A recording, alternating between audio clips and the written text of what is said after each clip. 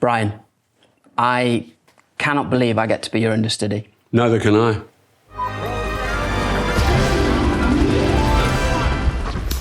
We get cast for a lot of grumpy roles.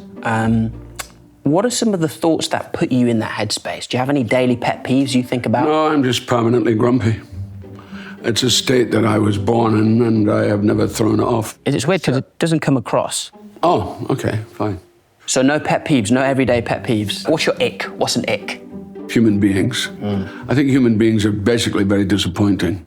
And I'm surprised when any virtue comes out of them at all. And in this day and age, there's no fucking virtue in anybody, quite honestly. Right, well, that was nice and light-hearted. This is a good one. When we're on set together and I'm stepping in for you, how do I deal with a note I don't agree with? Just ignore them. Directors, on the whole, are pests. Well, that's really useful because I got a note on set the other day and it said, please flush, it's been 3 days and it's making the other castmates uncomfortable. So in a situation like that, should I take it on board or just stick to my truth? Well, why didn't you flush in the first place? I was in character. And you're playing a character who doesn't flush? Well, I was playing a dog because it was DC Super Pets. I don't know if you've seen that. And you're understudying me? Yeah. Okay. Out of all the roles you played, where would you rank your role in the Pokemon movie? In the what movie? The Pokemon movie. I'm not in the Pokemon movie. Well, it says here you played Agamemnon. That's not Pokemon. That was Troy. From High School Musical. What? Troy. Troy, the city of Troy. I did it with Wolfgang Peterson. He directed it, and we had Brad Pitt. People compare me to Brad Pitt all the time. Why? I think it's just the aura. Aura? Mm-hmm. People think you've got a Brad Pitt aura. Yeah.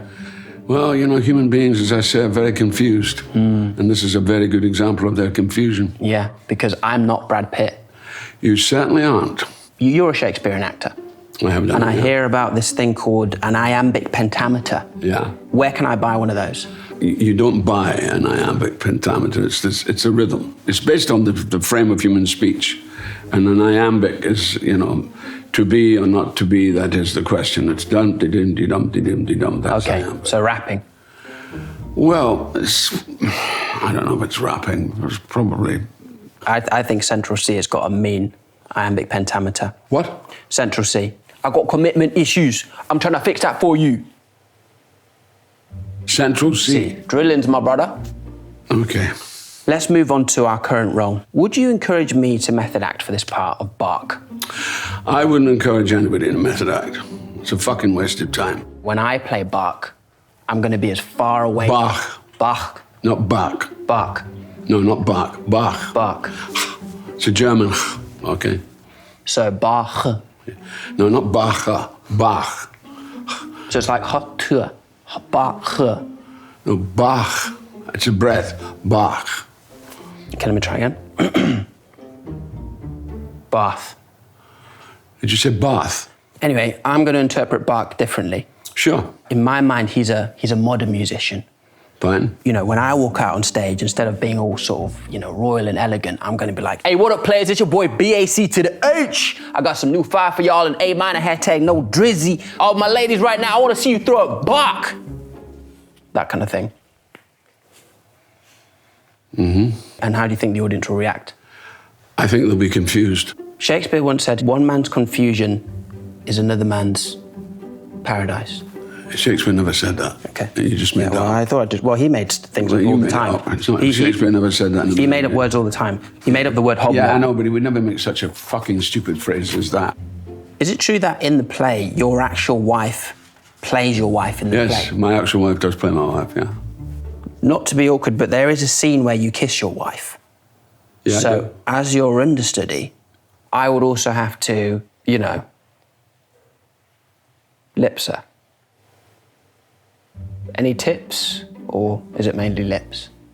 I think the chances are you won't be playing the part. I wouldn't worry about it too much. I will try and assist that in some way. You're going to help me get a foot in the door?